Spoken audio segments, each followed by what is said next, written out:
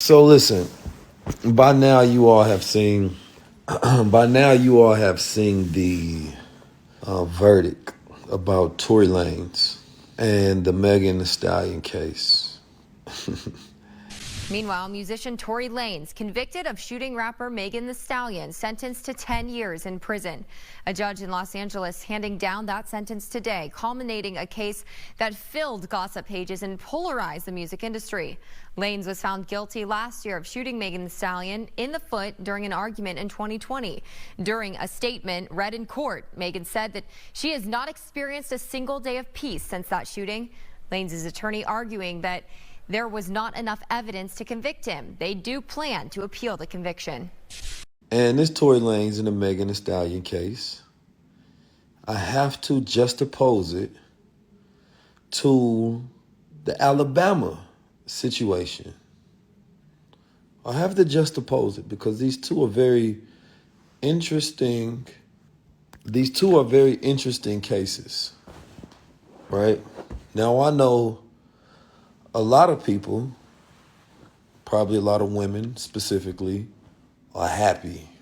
They happy that Tory Lanez got the book thrown at him. And so we're going to see celebratory posts, right, that the man is locked up. And I'm in Toronto right now, so I don't think that that's the feeling that the Canadians have over here, of course, because he's one of them. But I want you all to think for a second. Because what's been hitting me right now is this thing about triggers versus glimmers, right? And today is a Lion's Gate, a very powerful day, a portal day, a maximizing of energy day, right? Everything is double on this day. There was a day that he did not want to get sentenced. Today will be the day.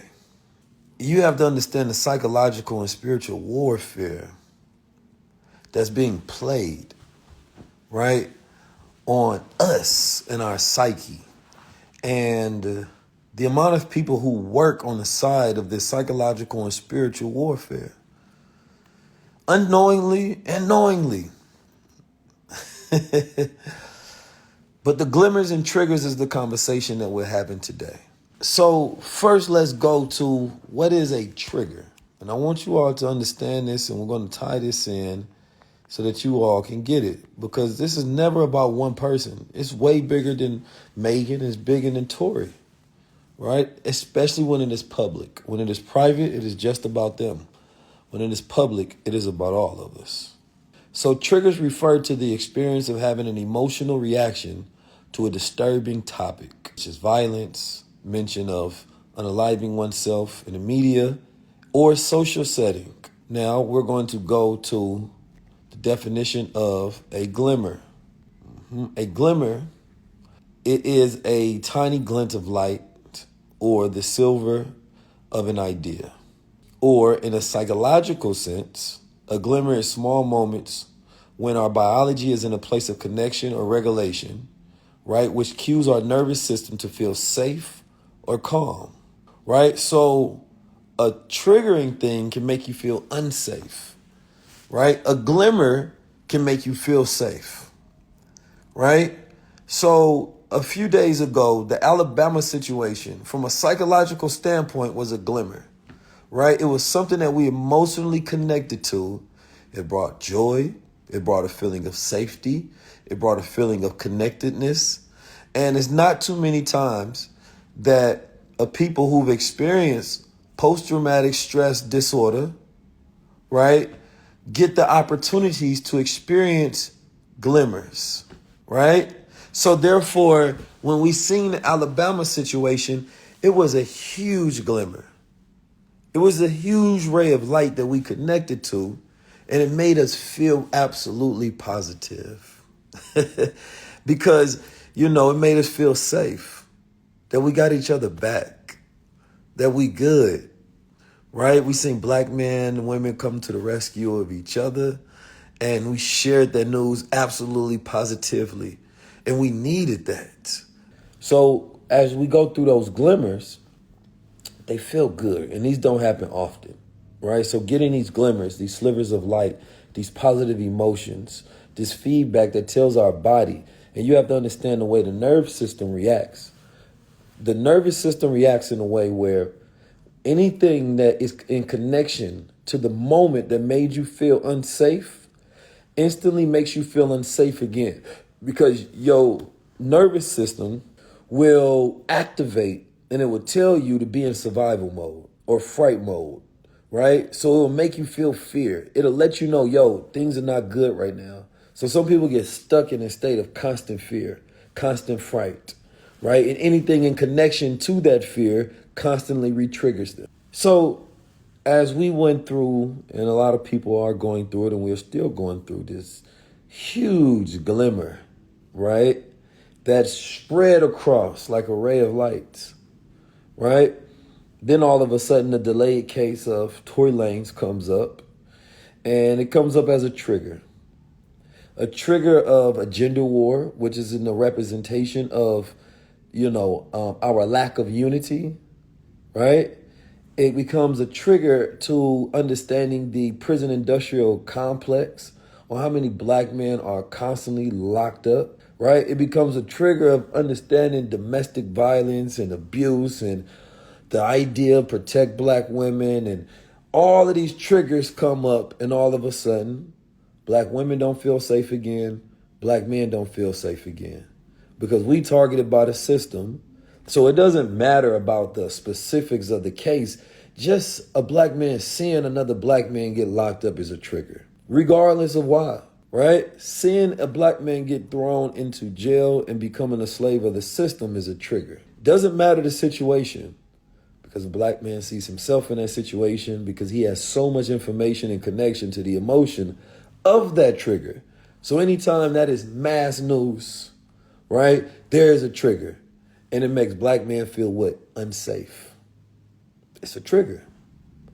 Then black women are reminded, black men don't protect us, this, that, and the third. It is a trigger for black women. It is a trigger for domestic violence. It's a trigger for, right, all of our issues and problems in America. So the glimmer that was going on is now overshadowed by the triggers that's going on, right? Because yes, the generational trauma. So it has nothing to do with the details of the case. So the celebration of a black man going to jail, it's not a celebration at all, right? It still makes black women feel unsafe as well. It makes black women feel unsafe as well when a black man goes to jail. It makes black women feel unsafe as well when there's a case about, right, domestic violence towards a black woman. Doesn't make black women feel safe because the case itself is a trigger. So it activates on both sides for different reasons. So you got to look at these things bigger than it. And this is why I said we get played with spiritual and psychological warfare. And if this case was private and everything they handled in this case was private, it is not public business. And therefore, the public is not triggered by it. Now, a lot of people, they can't see high level. They're going to get caught up in details of the case. They're going to completely go away from everything that I was saying. And their rationality pulls them down to their emotions. And all they know is to speak from their triggers. Even right now, somebody's watching, yeah, Keys, but. Every time you say that, you're not even listening at this point. It's just the emotional triggers. And that's the way the game is played. And so getting us to think long term, right? Getting us to ever, have the ability to where we can decipher and decode things, we become an uncontrollable people. This is the idea of the trigger, when you can't emotionally regulate to think, right? So now you're not being pulled by logic. It's all emotions, because you're connected to situations that make you feel unsafe, right? So this is the issue. This is the problem. And I'd have no connection to this case whatsoever, or the details of this case. I would never know them. That's not my problem, right? This is something completely different. Talking about psychological warfare on a higher level, on a higher scale. We need more glimmers in society. We need to see more examples when black men and black women are in connection and making each other feel safe and making each other feel good, right? We don't need the news to be going viral when there's always a trigger. And that's what we want to discuss, because all of that shit is just playing on you. It's playing your emotions because they know that you ain't healed from your traumas and issues. That's all that is. Has nothing to do with no justice. America is not a system that will give the black woman or the black man justice. It's not about it at all. So the moment that we start looking for justice in an unjust system, because I believe everybody here can 100% agree that this is an unjust system. So the moment that we go customizing case by case when we are connected to a case and we say we're getting justice, you're believing in an unjust system already, but only when you agree with it. No, we have to understand that, the fabric of the justice system, this injustice system, has to be torn down, right? And this is why they get us to constantly, revolt and re-believe into this system when we know it's not right and it's not good. So therefore, it destroys our ability to ever work together when somebody points out like, yeah, this is what we need to fight against. Because they can control you emotionally to get you adopted to one side. So I'm just talking about our emotional regulation. I'm talking about it being Lionsgate. I'm talking about these people having the ability to constantly re-trigger and control us on an emotional and psychological level. And they utilize these invisible tools to do it. And they're utilizing this as a weapon, and they're weaponizing your grief. They're weaponizing your trauma. They're weaponizing your issues. And you have to be able to take a step back and disconnect from these things. You know the reason I could never be proud to see a black man or a woman go to jail? Because I have empathy for both. Because I know that we don't win, the system does. They get another slave. My wins is when these things stop happening. My wins is when protecting each other is prevention. And when we understand that protection is prevention, which requires lifestyle changes, right? Which requires us to have a new culture, which requires us to have new music, be in different environments, eat different foods, right? Make different realities. It's a lifestyle, but nobody gets to the root because that's not protection. You cannot protect somebody after they're already harmed. Problem is it already happened. You can go get vengeance. You can go get revenge. But that ain't protection. So by changing the culture, we protect it. And you don't even know how many people you change. You don't know how many people you change by teaching people, right? By telling people how to think in a better way, how to move and live in a better way. You protect thousands, if not millions. But y'all don't understand that.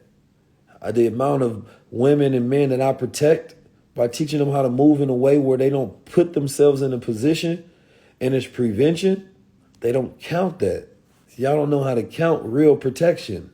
So you may be champion and protect black women, but you don't actually champion people who protect them because you don't understand that prevention is the protection.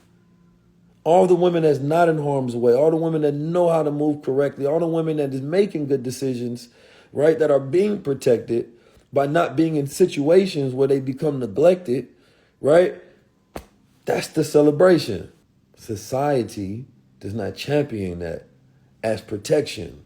Today is a good day of energy, and you have to remind yourself to put that energy out there, to cleanse your energy.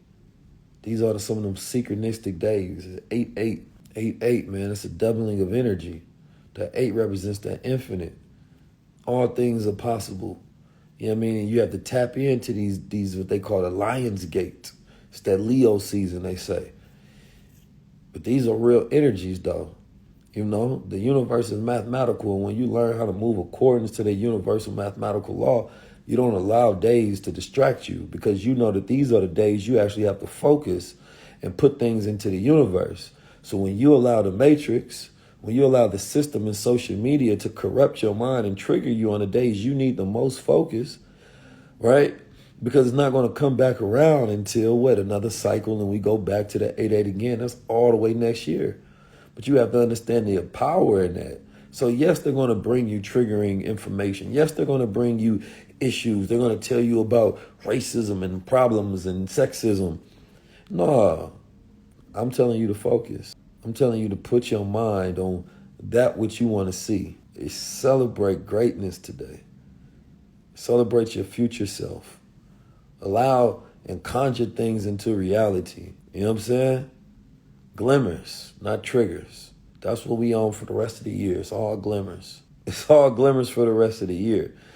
NASA even had a picture You have to pay attention to when NASA produces these pictures, whether people believe them or not.